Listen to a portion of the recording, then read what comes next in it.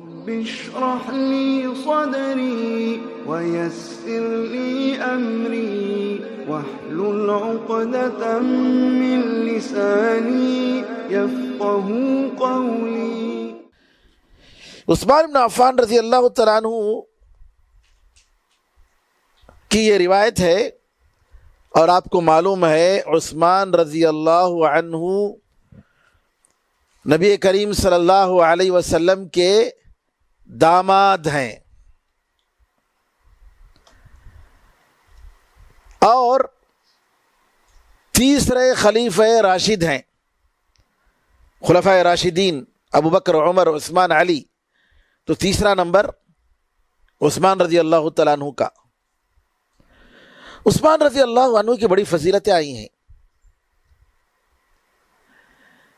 کوئی شخص دنیا میں ایسا نہیں ہے جس نے کسی نبی کی 2 بیٹیوں سے شادی کی ہو سوائے عثمان بن عفان رضی اللہ عنہ کے۔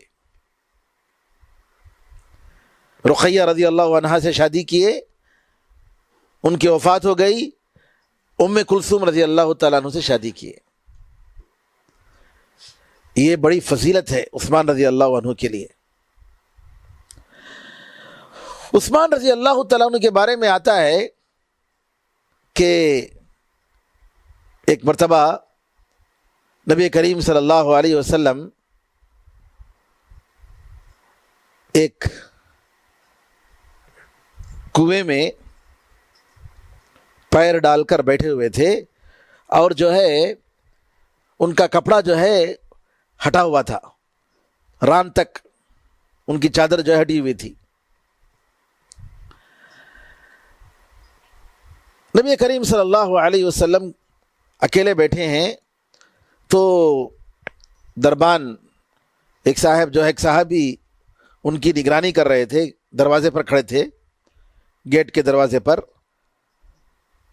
تو انہوں نے آ کر کہا، یا رسول اللہ، ابو بکر صدیق رضی اللہ تعالیٰ عنہ آپ کے پاس آنا چاہ رہے ہیں، اجازت چاہ رہے ہیں۔ نبی کریم صلی اللہ علیہ وسلم نے کہا کہ ان کو اجازت دو۔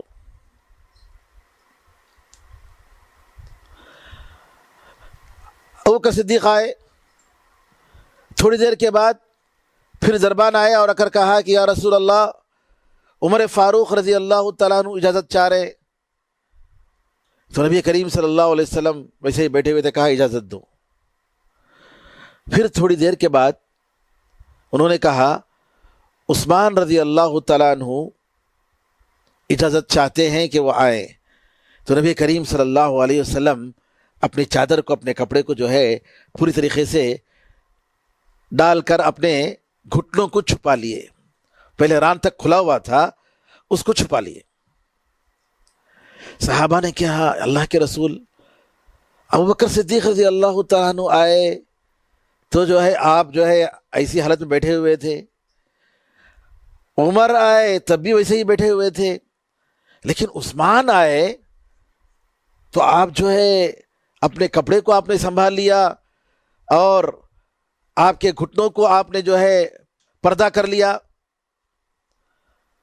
نبی کریم صلی اللہ علیہ وسلم نے فرمایا، کیا میں اس آدمی سے نہ شرماؤں، حیا نہ کروں جس سے فرشتے حیا کرتے ہیں؟ اللہ اکبر، فرشتے جن سے حیا کرتے ہیں۔ عثمان رضی اللہ عنہ کی فضیلت۔ عثمان رضی اللہ تعالیٰ عنہ کا ایک اور واقعہ میں سناتا ہوں۔ اچھا، یہ جو حدیث جو گزری، اس حدیث میں آتا ہے کہ نبی کریم صلی اللہ علیہ وسلم کنویں کے اندر پیر ڈال کر بیٹھے ہوئے تھے۔ ابو بکر آئے، چھوٹا سا کنواں تھا، ابو بکر رضی اللہ تعالیٰ عنہ آئے، وہ بھی جو ہے کنویں کے اندر جو ہے پیر ڈال کر بیٹھ گئے۔ عمر آئے رضی اللہ عنہ ارضا، وہ بھی جو ہے پیر ڈال کر بیٹھ گئے کنویں کے اندر۔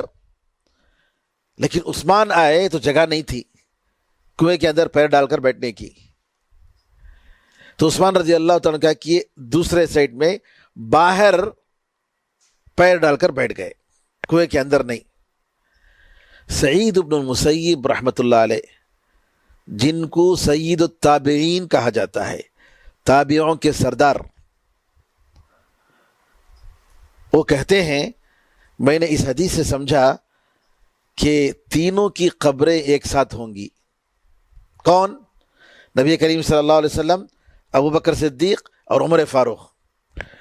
عائشہ رضی اللہ تعالیٰ عنہ کے گھر میں نبی کریم صلی اللہ علیہ وسلم، ابو بکر صدیق رضی اللہ عنہ، عمر فاروق رضی اللہ تعالیٰ عنہ، یہ دونوں صحابہ کے لیے بڑی فضیلت ہے، ابو بکر عمر رضی اللہ عنہما کے لیے، اور عثمان رضی اللہ تعالیٰ عنہ جو ہے اس طرف کنویں کے باہر قدم رکھ کر جو ہے بیٹھ گئے تھے، تو عثمان رضی اللہ تعالیٰ عنہ تو وہاں دفن نہیں کیا گیا، آپ کو بقیع قبرستان میں دفن کیا گیا۔